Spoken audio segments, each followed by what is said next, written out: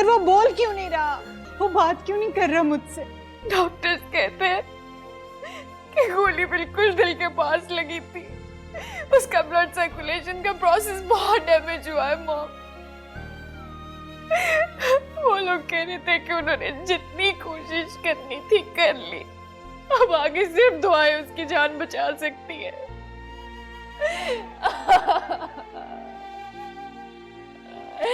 Mom,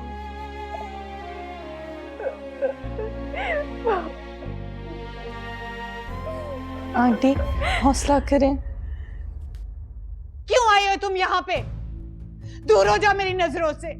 जैसे ही तुम आई हो हमारे घर पे कयामत टूट पड़ी। मेरा बच्चा इस हाल को पहुंच गया। क्या चाहती हो तुम हमसे? मैं मर जाऊं, ये मर जाए, ये घर खत्म हो जाए और तुम बस राज करो, यही चाहती हो ना? इस नहुसत की देवी को आपने घर पे सजा के क्यों रखा है मॉम? मैंने आपको पहले तो नहीं कहा था कि इसको निकाल के घर से बाहर फेंक दे?